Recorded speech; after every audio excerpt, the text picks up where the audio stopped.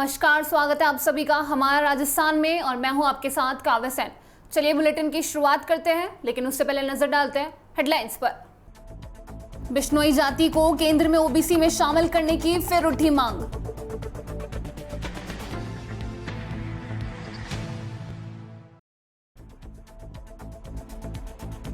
प्यासे ग्रामीणों से सरपंच प्यातेसी मांग रहे वोट, चुनाव तक ग्रामीण कैसे बुझाएंगे अपनी प्यास।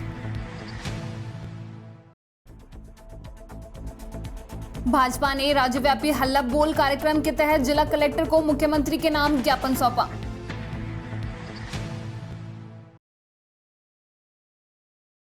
और अब खबरें विस्तार से। जयपुर में बिश्नोई जाति को केंद्र में ओबीसी में शामिल करने की मांग एक बार फिर जोर पकड़ने लगी है। केंद्र सरकार के सामने बिश्नोई जाति का पक्ष रखने के लिए बिश्नोई महासभा में हाल ही में पूर्व सांसद जयवंत सिंह बिश्नोई की अध्यक्षता में एक 16 सदस्यीय कमेटी का गठन किया है। बतौर कमेटी अध्यक्ष जयवंत सिंह बिश्नोई का पक्ष रखने के लिए बुधवार को राजधानी दिल्ली पहुंचे। दिल्ली में बिश्नोई ने केंद्रीय अन्य पिछड़ा आयोग की सदस्य सुधा यादव से मुलाकात कर बिश्नोई जाति की ओर से आरक्षण की मांग रखी है। मुलाकात के बाद जसवंत सिंह बिश्नोई ने कहा कि लंबे समय से बिश्नोई जाति को केंद्र में आरक्षण दिलाने की मांग चल रही है, लेकिन आयोग के सामने जरूरी तथ्य सही तरीके से पेश नहीं किए गए थे। बिश्नोई ने कहा कि हमने आयोग के समक्ष सही तथ्यों पेश करने के लिए एक बार फिर प्रयास शुरू किए हैं। इस बार उम्मीद है कि आयोग हमारे पक्ष को गंभीरता सुनकर बिश्नोई जाति को राष्ट्रीय अन्य पिछड़ा वर्ग में शामिल करेगा। और अब खबर अलवर के नारायणपुर कस्बे से। कस्बे के धानी दंधाराली के एक रास्ते के अभाव में पीने के पानी जैसी समस्याओं से जूझ रहे हैं। वहीं ग्राम पंचायत सरपंचों के चुनाव प्रचार प्रसार में जुटे सरपंच प्रत्याशी अपने वोट बनाने के लिए लोगों को तरह तरह के प्रलोभन देकर अपने पक्ष में करने के लिए प्रयास कर रहे हैं। धानी दंधराली के लोगों का कहना है कि हमारी धानी को गैर मुमकिन आम रास्ता खसरा नंबर 1603 जोड़ता है, जिसमें घास एवं कटेली झाड़ियां खड़े होने के कारण रास्ता काफी वर्षों से अवरुद्ध है। इस रास्ते के अभाव में हमारे धानी में आने के लिए कोई रास्ता नहीं है, जिसके कारण 500 मीटर की दूरी पर पानी के टैंकर को खड़ा करके पानी भर भर कर लेकर आते हैं। एक और हम प्यास में मर रहे हैं, वहीं दूसरी ओर सरपंचों को अपने वोट की पड़ी है। वहीं महिलाओं एवं पुरुषों तथा बच्चों का कहना है कि यदि हमारे लिए पानी की समुचित व्यवस्था नहीं करवाई गई तथा हमारे आम रास्ते को चुनाव से पहले नहीं खुलवाया गया तो सरपंच चुनाव का हमारी धानी के द्वारा बहिष्कार किया जाएगा।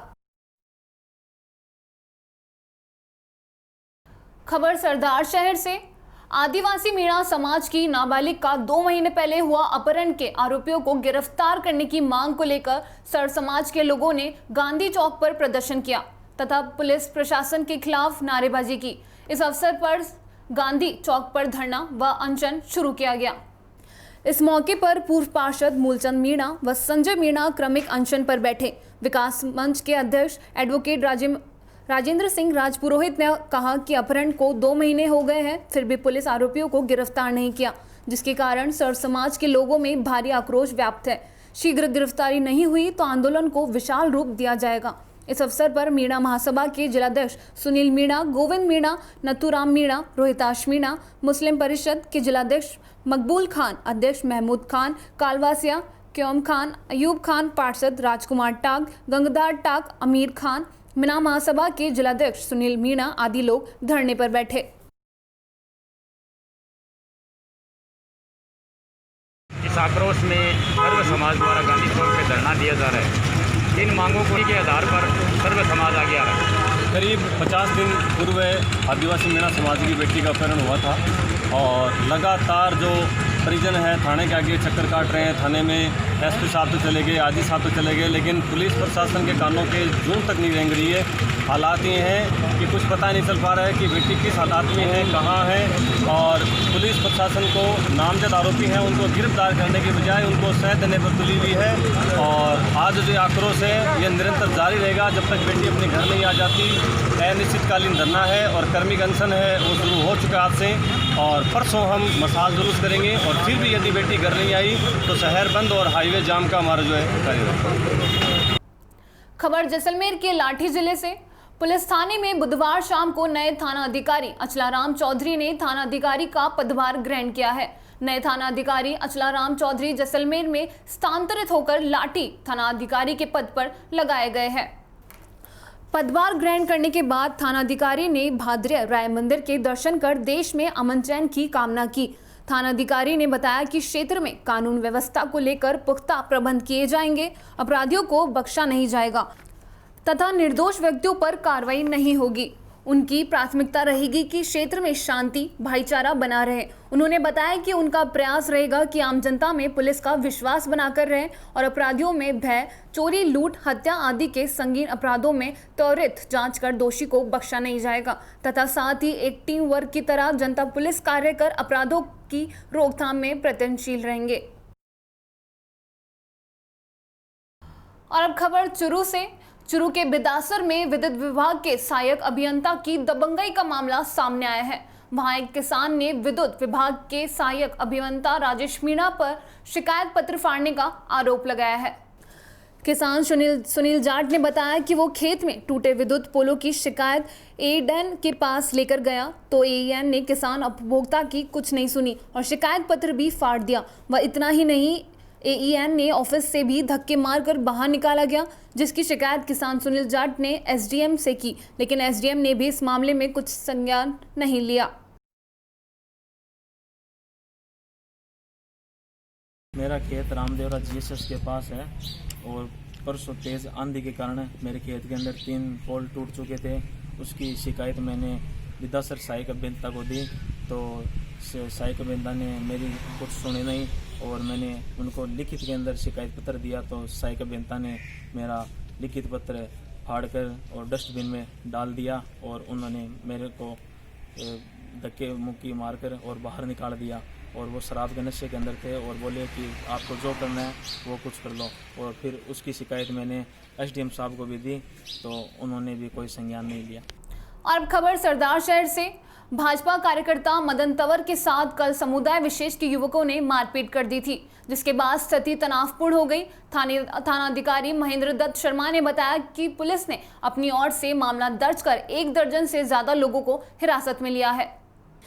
बताया जा रहा है कि पुरानी रंजिश के चलते ये मारपीट की गई थी। मारपीट के बाद कल देर रात 2 पक्षों की तरफ से पत्थरबाजी शुरू हो गई। इस पत्थरबाजी में 2 कांस्टेबल को हल्की चोटें भी आई थी। स्थिति की गंभीरता को देखते हुए मौके पर पुलिस की अतिरिक्त जाब्ता तैनात करना पड़ा। कंट्रोल रूम की सूचना पर सरदार शहर के अलावा भानीपुरा व भालरे थाने का जाब्ता भी बुलाया गया। जानकारी के अनुसार भाजपा कार्यकर्ता मदन तंवर बाइक से जा रहा था। वार्ड नंबर 19 बुगलसर बास के पास पहुंचने पर पुरानी रंजिश के चलते समुदाय विशेष के कुछ युवकों ने उसके साथ मारपीट कर दी, जिसके बाद घायल मदन को भारत हॉस्पिटल ले जाया गया, जहां से उसे रेफर कर दिया। घटना की जानकारी जैसे आसपास फैली, लोग आक्रोशित हो गए और बड़ी संख्या में भीड़ इकट्ठा हो गई। भाजपा कार्यकर्ता के साथ मारपीट की घटना के बाद उसके समर्थक भी मौके पर एकत्रित हो गए। कहा जा रहा है कि इस दौरान दोनों पक्षों की ओर से जमकर पथराव हुआ। इस दौरान एक समुदाय विशेष के लोगों ने वाहनों में भी तोड़फोड़ की, घरों के आगे लगे बिजली मीटरों को भी तोड़ दिया। ऐसे में वार्ड में दहशत फैल माहौल हो गया। 3 थानों की पुलिस ने मौके पर पहुंचकर मामले को शांत किया और माइक से घोषणा कर धारा 174 की घोषणा की। लोगों घरों में जाने की अपील भी पुलिस इस दौरान करती हुई नजर आई। इस दौरान आसपास भारी पुलिस जाब्ता तैनात रही, जिसके बाद स्थिति काबू में आई। पुलिस पूरे मामले की गंभीरता से जांच पड़ताल में जुट गई है। वहीं जैसे ही मामले की सूचना मिली, उपखंड अधिकारी रीना छिंपा भी मौके पर पहुंचकर स्थिति को संभालने में लग गई, जिसके बाद देर रात जिला कलेक्टर एसपी भी मौके पर पहुंच गए। फिलहाल स्थिति पुलिस के काबू में है। मामले में पुलिस ने 1 दर्जन से ज्यादा लोगों को हिरासत में लिया है।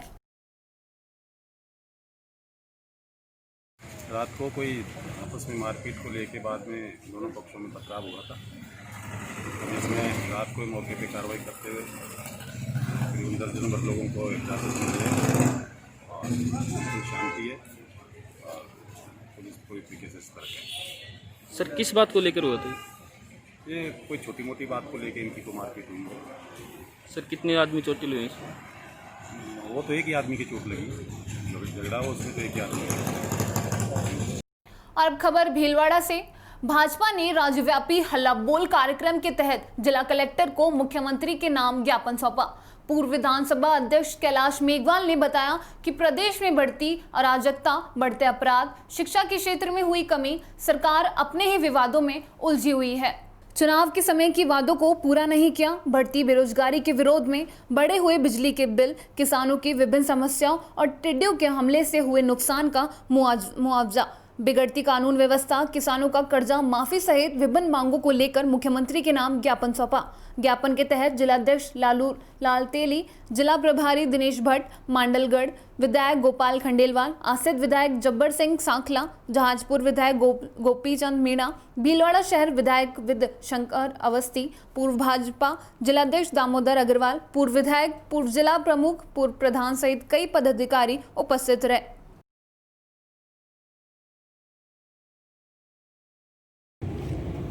अभी जो दौर चल रहा है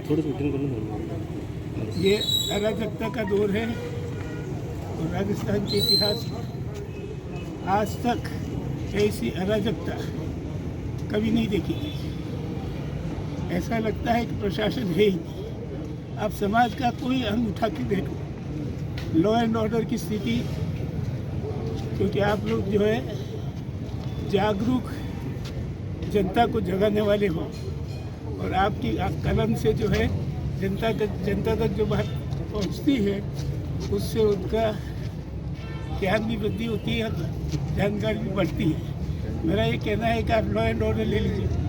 रोज मर्डर, बलात्कार, दूसरे आपके अपहरण और डकैतियाँ इस मिकदार में बढ़ गई है कि मैं मुख्यमंत्री से आग्रह करूँगा कि वो दलीय राजनीति में पिछले कई समय से व्यस्त है, उस व्यस्तता को त्याग करके अपने गृह मंत्रालय की स्थिति को संभालें, जिससे कि ये सारी स्थिति आज मैं इस ईमानदारी से कह सकता हूँ पुलिस का इकबाल पूरी तरह से खत्म हो चुका है। फिलहाल हमारा राजस्थान में बस इतना ही। आप देखते रहिए डीपीके न्यूज़। नमस्कार।